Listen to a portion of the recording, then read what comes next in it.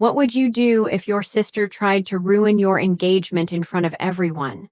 Would you stay calm or would you take revenge? It was supposed to be the happiest day of my life. I had just gotten engaged to the love of my life, surrounded by my closest family and friends. But as I stood up to give my speech, I saw my sister's face twist into something I hadn't expected. Disgust. The room fell silent. And then she stood up. Everyone turned to look at her, waiting for her to say something. And what she said next made my heart stop. "I don't know if this is such a good idea," she said loudly, her voice echoing through the room. "I've known Ivy for years, and she always rushes into things. Maybe she's not thinking clearly." I froze. My face turned red with embarrassment as the room went still. The words stung, but the worst part was knowing she had said them on purpose. She was trying to ruin my happiness in front of everyone I loved, my sister, of all people. I wasn't going to let her get away with this. The anger inside me started to build.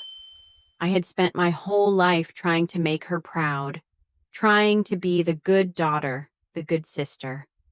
But not anymore. What happened next was something no one saw coming. The room was silent, the weight of my sister's words hanging in the air like a thick cloud. My fiancé, standing beside me, looked from her to me, confusion in his eyes. I could feel my pulse pounding in my ears, my hands trembling with a mixture of anger and embarrassment. How could she do this to me? How could she ruin this moment, the one day I had waited for my entire life? But I knew I couldn't let her get away with it. I couldn't let her tear apart everything I had worked so hard for. I turned to my fiancé, forcing a smile, even though my heart was racing. "I'm sorry about this," I said, my voice steady despite the storm brewing inside me. "Let me handle this." He nodded, his face softening with concern, but I could tell he didn't understand yet.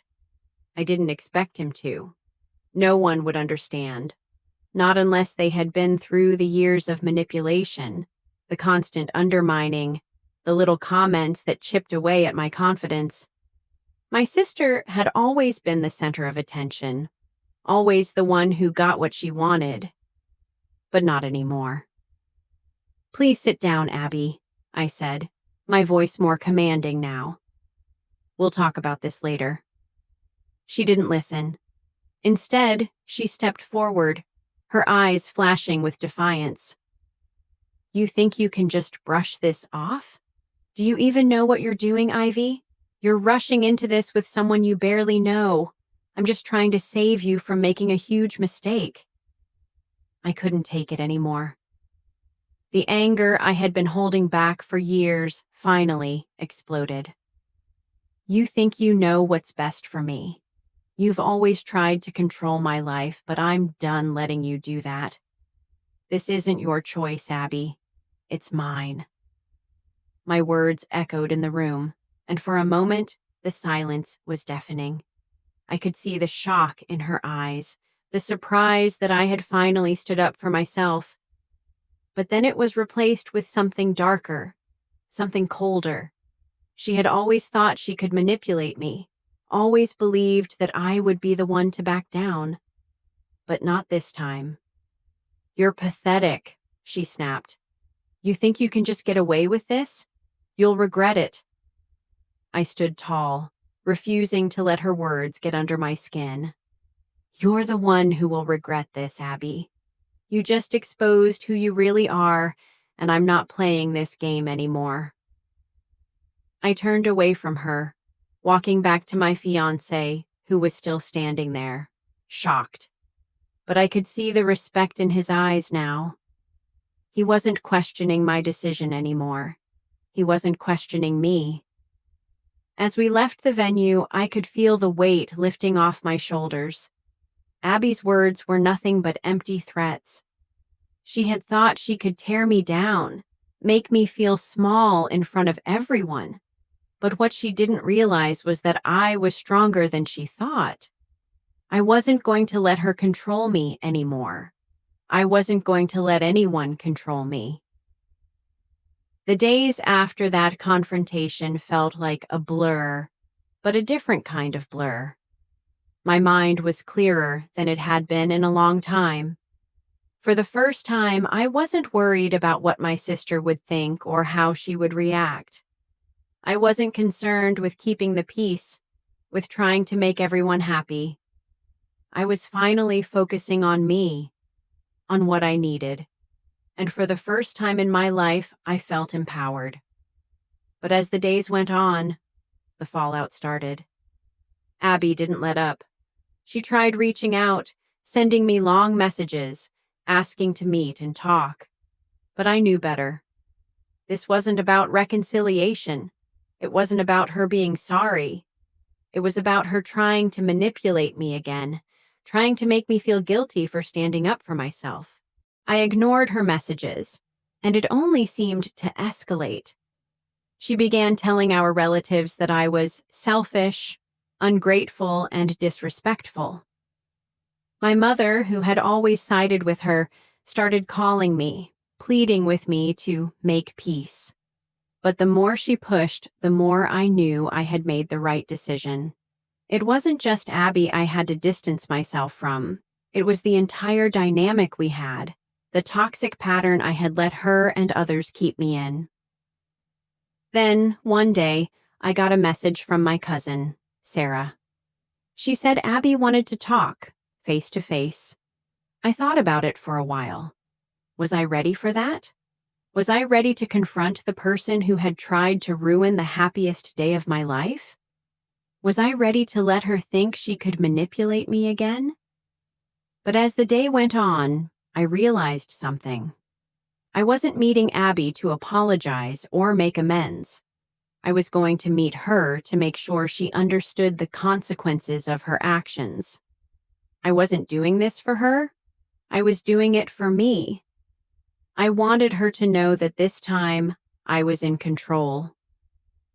When I showed up at the cafe where we agreed to meet, Abby was already there, sitting at a corner table, her posture stiff, like she was waiting for something. She didn't know what she was about to face. She thought I was still the same person I used to be, the one who would give in, who would cave. But I wasn't. I sat down across from her. She looked at me, her eyes trying to figure out how I would react. Her mouth opened, ready to say something, but I stopped her. "I'm not here to talk about what you think we're talking about," I said firmly. "I'm not here to apologize or make excuses.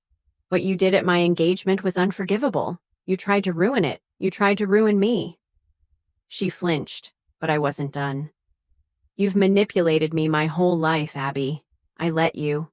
But I'm done. I'm done being your punching bag. I'm done being your second choice. I'm done letting you use me as your emotional crutch whenever things go wrong in your life." Abby opened her mouth to speak, but I held up my hand, stopping her. "You will apologize. Not because I need it, but because you need to understand something. This isn't just about me standing up for myself. It's about finally breaking free from the person I've always been, your sister, and becoming someone who knows her worth." For the first time, I saw something in Abby's eyes. Regret. True regret. It wasn't the shallow apology she'd always given before. It was the realization that her actions had consequences. She couldn't control me anymore. "I'm sorry," she said quietly, her voice barely above a whisper. "I never meant to hurt you like that." I looked at her, not with anger or hatred, but with a sense of peace. I didn't need her apology anymore. I had taken control of my life, and nothing was going to take that away from me. "I know," I said, standing up, "but this conversation is over. I've moved on, and so should you." I walked out of the cafe, my heart light, my mind clear. The road ahead wouldn't be easy, but I knew I had finally taken the right steps. I had stood up for myself, and for the first time, I felt like I was in control of my future. Abby had tried to destroy my happiness, but what she didn't realize was that she had only made me stronger. And now I was ready for whatever came next. The days after my meeting with Abby were filled with a strange sense of relief.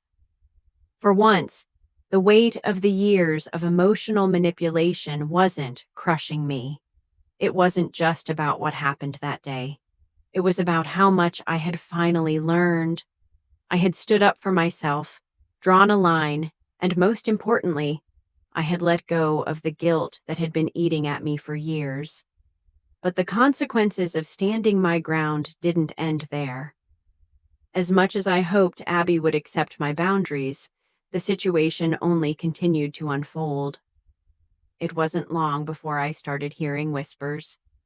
Some of my friends, people I had known for years, began distancing themselves from me. I overheard a conversation at work where one of my colleagues was talking about how I had ruined things with my sister and how family should come first. The guilt crept in for a moment, and I found myself questioning my decision. Had I made a mistake? Was I wrong to stand up for myself? But deep down, I knew I had done the right thing. I couldn't let the opinions of others define my choices, especially when it came to my own happiness and peace of mind. This was a battle for my future, and I couldn't let anything or anyone distract me from that. A few days later, I got a call from my mom. My heart sank.